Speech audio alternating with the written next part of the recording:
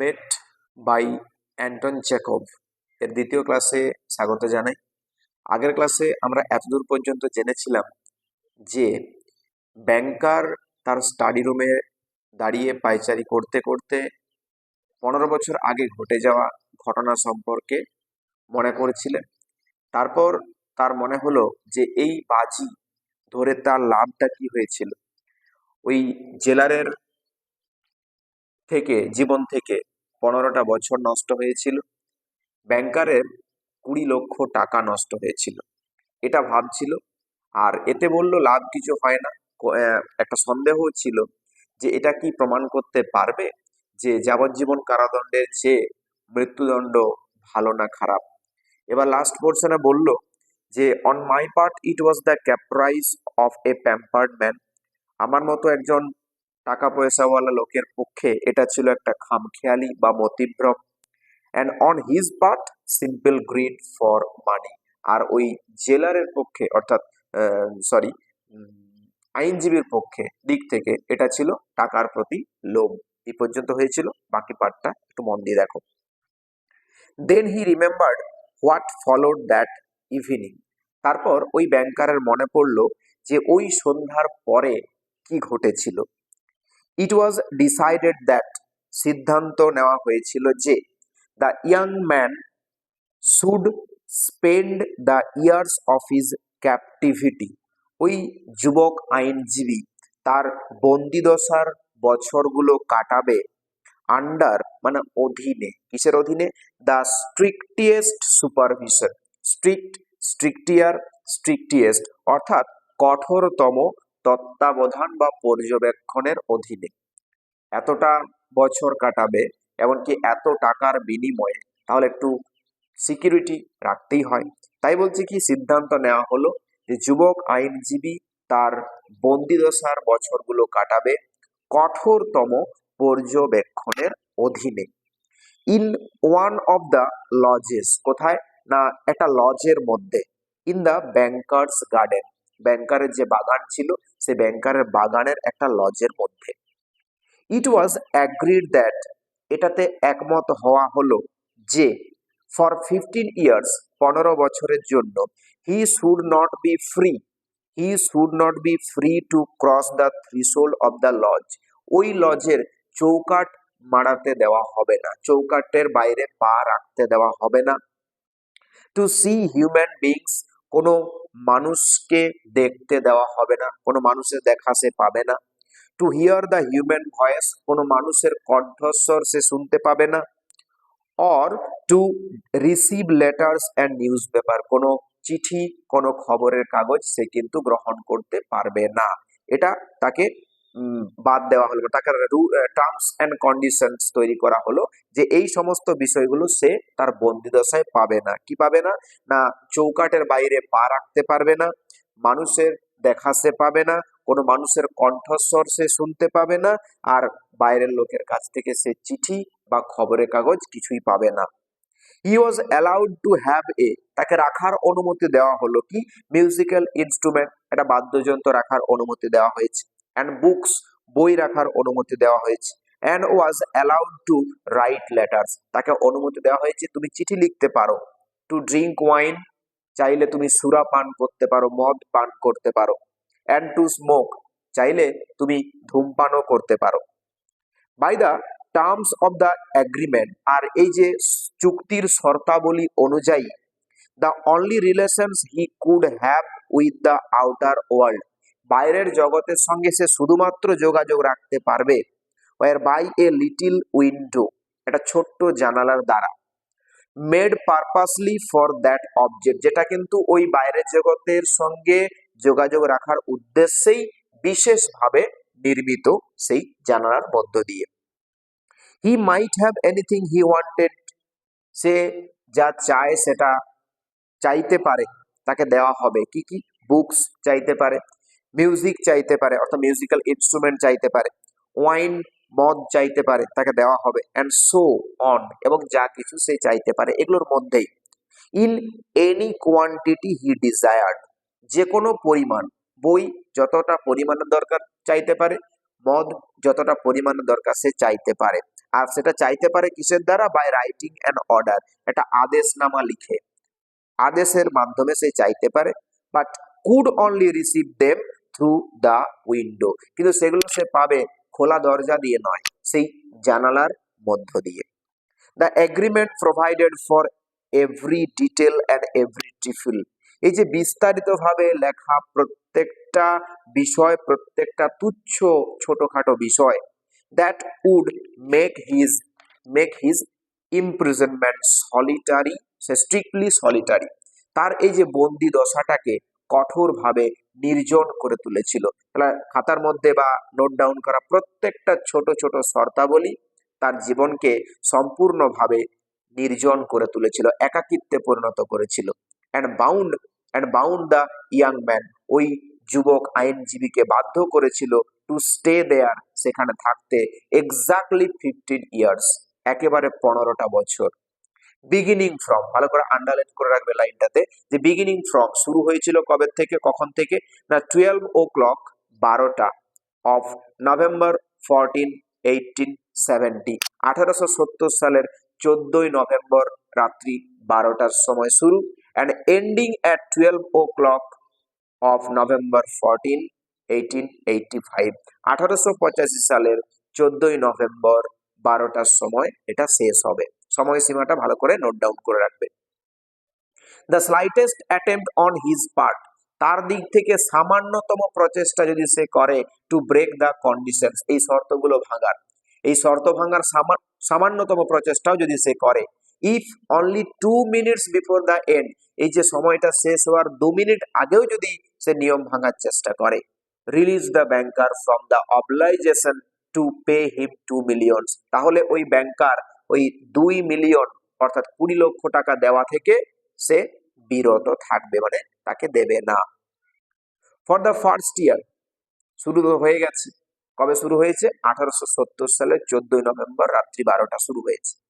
For the first year, প্রথম বছর, of his confinement, ওই বন্দি দশার প্রথম বছর, as far as one could জাজ, যতটা একটা ব্যক্তি অনুমান করতে পারে, ফ্রম হিজ ব্রিফ নোটস, তার ওই সংক্ষিপ্ত ছোট ছোট চিরকুটের দ্বারা, সেটা কি না, the prisoner suffered সেভারলি from loneliness and depression, ওই বন্দি দশার ব্যক্তিটি অর্থাৎ যুবক আইনজীবী খুব কষ্ট পেয়েছিল, ভীষণ কষ্ট পেয়েছিল একাকিত্বে আর একঘেয়েমিতে, বাড়ির মধ্যে একাই আছে, একঘেয়েমি ভাব, তা সে একঘেয়েমির জন্য, একাকিত্বের জন্য ভীষণভাবে কষ্ট ভোগ করেছিল। The sounds of the piano could be heard continually day and night from his lodge, তার ওই লজ থেকে দিন রাত ক্রমাগত পিয়ানোর শব্দ শুনতে পাওয়া যাচ্ছিল। He refused wine and tobacco, মদ এবং ধূমপানের বস্তু সে কিন্তু ত্যাগ করেছিল, রিফিউজ প্রত্যাখ্যান করেছিল। ওয়াইন, হি রোট, সে লিখেছিল যে মদ এক্সাইটস দ্য ডিজায়ার, এই মদ কি করে না, মদ মনের মধ্যে আকাঙ্ক্ষাগুলোকে, উত্তেজনাগুলোকে বাড়িয়ে দেয়, মদ মনের মধ্যে থাকা প্রত্যেকটা উত্তেজনাকে বাড়িয়ে দেয়। And desires are the worst foes, আর এই ইচ্ছা বা আকাঙ্ক্ষাগুলোই হলো সবচেয়ে বড় শত্রু অব দ্য প্রিজনার, বন্দি দশার মধ্যে থাকা ব্যক্তির। একজন ব্যক্তি বন্দি দশার মধ্যে আছে, সে তার মনের মধ্যে যদি আকাঙ্ক্ষাগুলোকে বাড়িয়ে তুলে, তাহলে কিন্তু তার পক্ষে সেটাই সবচেয়ে বড় শত্রু, কারণ তার মধ্যে আকাঙ্ক্ষা তৈরি হয় কিন্তু সে আকাঙ্ক্ষা পূরণ করতে পারে না। তাই লিখেছি কি, যে মদ মনের মধ্যে ইচ্ছাগুলোকে বাড়িয়ে দেয়, আর এই ইচ্ছা শক্তি হলো বন্দি দশার মধ্যে থাকা একটা ব্যক্তির কাছে সবচেয়ে বড় শত্রু। অ্যান্ড বিসাইডস, আর এর পাশাপাশি, নাথিং কুড বি মোর ড্রিয়ারি, এর চেয়ে বিষণ্ণর কিছু হতে পারে না, এর চেয়ে বিষণ্ণ কিছু হতে পারে না, দ্যান ড্রিঙ্কিং গুড ওয়াইন, ভালো মদ্যপান করলাম, এর চেয়ে বিষণ্ণ কিছু হতে পারে না, অ্যান্ড সিইং নো ওয়ান, ভালো মদ্যপান করলাম, সেটা কেউ যদি দেখতেই না পেলো, প্রদর্শন আমি যদি করাতে না পারলাম, দেখাতে না পারলাম, তাহলে কিন্তু মদ খাওয়ার কোনো প্রয়োজনই হয় না। And tobacco spoil the air of his room, সে বিড়িটাও ত্যাগ করেছিল, ধূমপানের বস্তুটাও ত্যাগ করেছিল। কারণ কি না, এই টোবাকো ধূমপানের বস্তু কি করে না, বিড়ি কি করে না, spoiled the air of his room, তার রুমের এই যে ওয়েদারটা, আবহাওয়াটা, পরিবেশটা নষ্ট করে দেয়, ধোঁয়ায় ভরে যায়। In the first year The books he sent for were principally of a light character. প্রথম বছর যে বইগুলো সে চেয়েছিল সেগুলো কিন্তু ওই হালকা চরিত্রের বই। Novels with a complicated love plot, এটা উপন্যাস চেয়েছিল যে জটিল প্রেমের রহস্য রয়েছে, সেরকম একটা উপন্যাস চেয়েছিল। সেন্সেশনাল অ্যান্ড ফ্যান্টাস্টিক স্টোরিজ, রোমহর্ষক কাল্পনিক গল্প, এগুলো চেয়েছিল, অ্যান্ড সো অন, এবং আরো কিছু চেয়েছিল। ইন দ্য সেকেন্ড ইয়ার, দ্বিতীয় বছর, the piano was silent in the lodge, ওই লজের মধ্যে পিয়ানোর শব্দ আর শুনতে পাওয়া যায়নি। And the prisoner asked only for the classics, আর ওই যুবক আইনজীবী এবার শুধুমাত্র চেয়ে পাঠিয়েছে কি না, যুগের পর যুগ ধরে একই মাহাত্ম্য রয়ে যাওয়া কিছু, এটাকে ক্লাসিক্স বলা হয়। ক্লাসিক্সের বাংলা বলা হয় ধ্রুপদ সাহিত্য, এই ধ্রুপদ চেয়ে পাঠিয়েছে। ইন দ্য ফিফথ ইয়ার, পঞ্চম বছর, মিউজিক ওয়াজ অডিবল এগেন, আবার কিন্তু সেই পিয়ানোর শব্দ শুনতে পাওয়া যাচ্ছে। And the prisoner asked for wine, এবার ওই বন্দিদশার ব্যক্তিটি মদ চেয়ে পাঠিয়েছে। এতদিন পর্যন্ত বলছিল আকাঙ্ক্ষাগুলোকে বৃদ্ধি করে দেয়, এবার দেখছে না আর থাকতে পারা যায় না, 5টা বছর হয়ে গেছে, এখন ওই আকাঙ্ক্ষাগুলোকে দমন করার জন্য এবার কিন্তু মদের প্রয়োজন হয়ে গেছে, এবার মদ চেয়ে পাঠিয়েছে। দোজ হু ওয়াচড হিম, সেই ব্যক্তিগুলো যারা তাকে দেখেছিল, থ্রু দ্য উইন্ডো, জানালা দিয়ে, প্রহরিত ছিল বাইরে, জানালা দিয়ে যারা দেখেছিল, সেড দ্যাট, বলেছিল কি যে all that year he spent doing nothing but eating and drinking and lying on his bed, সে সারাদিন ধরে কিছুই করতো না, শুধু করতো কি, খাওয়া দাওয়া গ্রহণ করতো, মানে খেত, মদ্যপান করতো আর বিছানায় শুয়ে থাকতো। ফ্রিকুয়েন্টলি, বারংবার ইয়নিং, হাই তুলতো, বারবার হাই তুলতো, and angrily talking to himself, নিজেই নিজের সঙ্গে রাগে কথা বলতো। He did not read books, সে বই পড়ছিল না, বই পড়েনি। সামটাইমস অ্যাট নাইট, হয়তো কোনো কোনো সময় রাতের বেলায়, he would sit down to write, হয়তো লিখতে বসেছে। He would spend hours writing, ঘন্টার পর ঘন্টা সময়টা কাটিয়েছে লিখে লিখে। অ্যান্ড ইন দ্য মর্নিং, আর সকালবেলায়, tear up all that he had written, যা কিছু রাত্রি জেগে লিখেছিল সবটাই সকালবেলায় ছিঁড়ে ফেলে দিয়েছে। একাকিত্বের এটাই সবচেয়ে বড় কষ্ট। More than once he could be heard crying, একবারও বেশি শুনতে পাওয়া গেছে, একের বেশিবার শুনতে পাওয়া গেছে সে কান্নাকাটি করছে। In the second half of the sixth ইয়ার, ষষ্ঠ বছরের দ্বিতীয় অর্ধাংশে, দ্য প্রিজনার বিগেন জেলাসলি স্টাডিং, হিংসা পরায়ণ ভাবে পড়াশোনা শুরু করেছে। কি পড়াশুনো? ল্যাঙ্গুয়েজেস, ভাষা পড়তে শুরু করেছে। ফিলোসফি, দর্শন পড়তে শুরু করেছে। অ্যান্ড হিস্ট্রি, ইতিহাস পড়তে শুরু করেছে। He threw himself eagerly into this studies, সে নিজেকে এই পড়াশোনার মধ্যে এমন ভাবে ছুঁড়ে ফেলেছে, সো মাচ, এতটাই বেশি, সো দ্যাট, যাতে করে the banker had enough to get him the books he order, এবার যা যা বই মানে চেয়ে পাঠাচ্ছে, ব্যাংকার কিন্তু হিমশিম খেয়ে যাচ্ছে, তাকে কিন্তু ওই তাড়াহুড়ো করে বই কিনে তাকে যোগান দিতে হচ্ছে। ব্যাংকার এবার বই জোগাড় করার জন্য হিমশিম খেয়ে গেছে, এতটা তাড়াতাড়ি সে পড়ছে। In the course of 4 years, 4 বছরের মধ্যে, some 600 volumes were purchased at his request, তার অনুরোধ অনুযায়ী সে 600 ভলিউমস বই কিনেছে, 600রও বেশি বই সে কিনেছে। ইট ওয়াজ ডিউরিং দিস পিরিয়ড দ্যাট, আর এই সময়টাতে, the banker receive the following letter from his prisoner, তার ওই বন্দি ব্যক্তির কাছ থেকে ব্যাংকার একটা চিঠি পেয়েছে, তাকে চিঠি পাঠিয়েছে। কি বলছে দেখো চিঠিতে?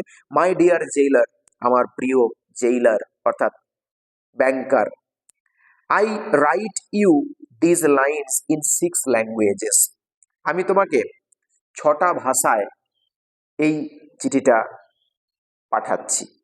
Show them to people who know the languages, এই চিঠিটা তাদেরকে দেখাবে যারা ভাষা জানে, যারা ভাষাবিদ, তাদেরকে দেখাবে। লেট দেম রিড দেম, ওদেরকে পড়তে দেবে।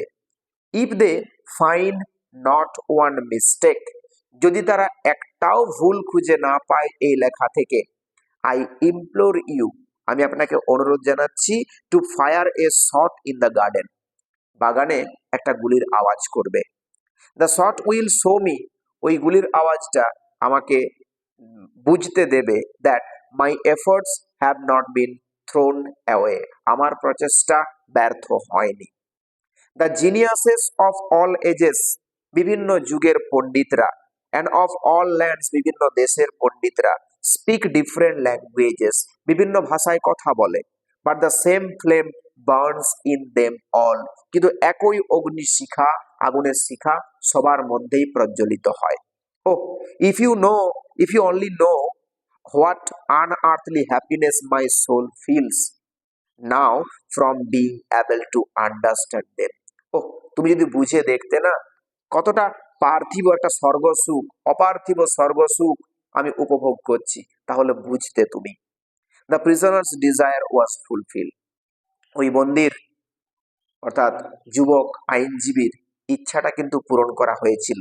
The banker order two shots to be fired in the garden, banker আদেশ দিয়েছিল বাগানের মাঝে দুটো গুলির আওয়াজ করতে।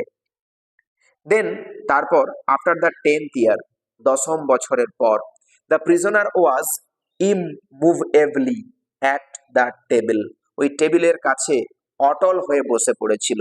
And read nothing but the gospel, অর্থাৎ গোস্পেল ছাড়া কিছুই সে আর পড়েনি, নিউ টেস্টামেন্ট, গোস্পেল, এটা ছাড়া কিছুই সে পড়েনি আর। It seem strange to the banker, ব্যাংকারের কাছে এটা অদ্ভুত মনে হলো, দ্যাট যে a man who in 4 years had master 600 learned volumes, 600টারও বেশি ভলিউম সে পড়ে শেষ করেছে 4 বছরের মধ্যে, সেই ব্যক্তিটা শুড ওয়াজ নিয়ারলি এ ইয়ার, একটা বছর সময় নষ্ট করছে, সময়টা কাটাচ্ছে over one thin book easy of comprehension, সহজ বোধগম্য পাতলা একটা বইকে নিয়ে, যে 4 বছরের মধ্যে 600টা ভলিউম পড়ে শেষ করে দিয়েছে, সে কিনা এখন একটা বছর ধরে আর কিছুই চায়নি, সে শুধুমাত্র একটা পাতলা গোস্পেল পড়ে কাটাচ্ছে, যেটা সহজ। থিওলজি, তারপর ধর্মের বই পড়ছে, অ্যান্ড হিস্ট্রিজ অফ রিলিজিয়ন, ধর্মের ইতিহাসের বই, ফলোড দ্য গোস্পেল, এই গোস্পেলের পর এবার কিন্তু এই সমস্ত বই পড়তে সে শুরু করেছে। এই পর্যন্তই ক্লাসটা, ভালো করে টেক্সটটা পড়ে দেখবে। এমসিকিউর জন্য প্রত্যেকটা লাইন, প্রত্যেকটা ওয়ার্ড কিন্তু গুরুত্বপূর্ণ, একটা লাইনও কিন্তু বাদ দেবে না। মন দিয়ে পড়াশোনা করো, দেখা হচ্ছে লাস্ট পার্টে।